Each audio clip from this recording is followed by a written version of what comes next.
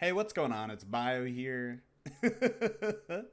No, seriously, what's up, everybody? Bio here today, just wanting to talk about this live gameplay I got. Now, bear with me, it's one of the first ones I've done about this stuff, so I don't really know exactly what I'm doing. However, I just really feel like this game went so solid. So, as some of you might know, I do this challenge every once in a while where I use white gear only, no heavy, no class ability, no super, and I try to drop 40 frags. And on this particular stream, I managed to drop several games with all 40 frags. But this one's a little bit different because I managed to drop a we ran, spoiler alert. And so I figured, it's about time I start doing live commentaries. And I figured, why not do it with this one? Right? Because getting a Wii ran with all white gear, it might seem like a very daunting task, but in reality, it's not. Since SBMM really got removed, Wii rans have diminished in value significantly. I'm talking about if I wanted to, I could drop a Wii ran every game. But the issue with getting Wii rans every game is you're not going to have fun. So I really want to just first start off by saying how you can really start farming Wii rans if you want to do that. And the really big thing to realize about Wii rans is the most important part, disregarding kills for a second because 20 kills is very minuscule.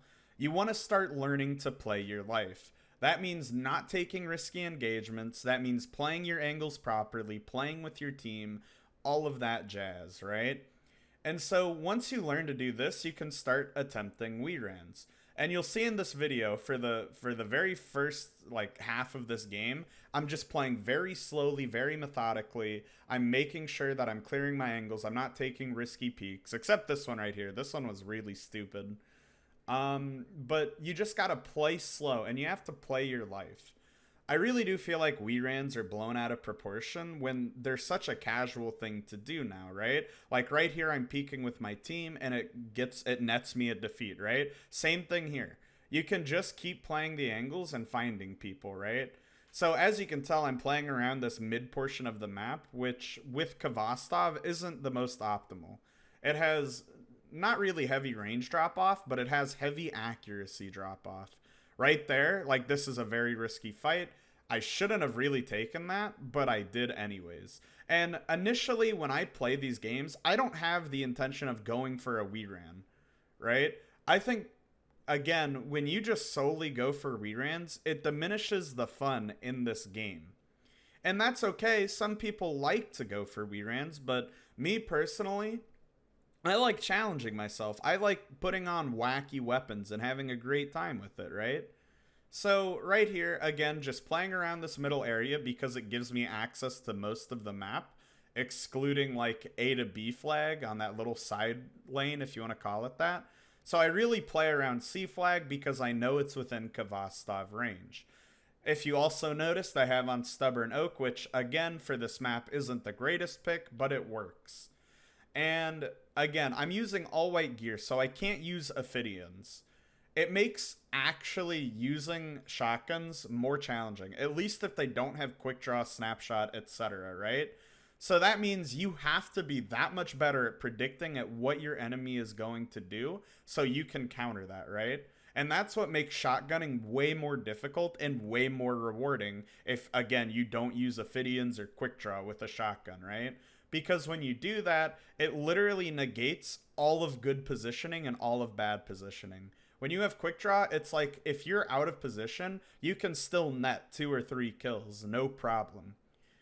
But mostly without Ophidians, it teaches you how to rely more off your primary than your secondary, right? I would recommend everyone do this challenge at least like once a month, right? See how much you're improving. Because when you take away all your alliances on the game and you take that away, it really makes for a very interesting time. Right here, again, I'm just playing my angles. I'm at a very risky engagement. However, I see this guy, I go for the double shotgun. He throws a nade. This is the scary part right here. I know this guy is here, but I can't get a clean angle on him, so I just hold it. That's all you have to do in situations like this. You just hold the angle. I saw my teammate push out and he went for it. And there's the we ran. Again, playing your life when you want rerans comes first, right? I freak out here because it's like, oh my god, I just got a we ran with all white gear. Again, it's not that hard to do. It's not an incredible accomplishment, right? It's just something that when you realize how to do it, you just do it. There's no like Johns about it. You commit to it, right? Once I realized I was on a 10 streak, that's generally when I decide if I want to go for a we ran or not. And generally, if I go on a 10 streak, I probably will. And right here, I'm like, oh, I can go for the I made this for you. Kind of risky, right? This was a terrible push because the guy panic supered me. Imagine dying to a person who is literally shaking in their boots. They're literally dripping cum off their dick. They don't know what to do. And then that just happens, which sucks. So we just pushing forward. I was on like a 24, 25 streak. So halfway to the I made this for you. I still need to get one of those. I've been grinding very hard. And again, I don't play for those medals. If I'm on a 25 streak, you bet your ass I'm going to play for the I made this for you. But it's only when I reach mini goals in a game do I actually start trying for medals. And I don't know if it's in this game, but one of the other white gear challenges I did, I got a ghost in the night. When I first got that, I was like, I don't even know what this is because I just get them so regularly that I don't need to pay attention to it. And that might sound a little egotistical, but once you understand the fundamentals of this game, which is what this challenge teaches you, it really puts it into perspective what you need to do. And what sucks about this is I sort of broke the own rules in my challenge. I don't know if I did it before or after this point, but I put down a rift. And I was so disappointed I did that because that would have made this live commentary that much more juicy. So right now, what's ending up happening is there's a lot of one trading, right? When you're going for high kill games, that is one of the worst things that you can do is trading your ones. Now, in a practical scenario, if you trade, it's not a big deal. That's one life for another life, right? And your teammates can follow up, especially in a trial scenario. And that's really important to realize is it's like when you play your life, you don't want to be trading ones because when you do that, it again eliminates the we ran potential, and also the more downtime you have in a certain amount of time, the less amount of damage and kills you're going to be putting off. It might sound really hard to do, but like logically speaking, the more time you're alive, the more likely you are to be getting kills and higher damage. And I think once you realize and understand how to do that, the game just opens up to a whole nother like dimension of playing, right? Like you literally open your third eye. You get the Mangekyo Sharingan and the fucking Renegon in the same fucking instance, right? And I think that's what's really neat about Destiny. Is it a hard game? Not really. At a top level, yeah, but any game at a top level is hard, right?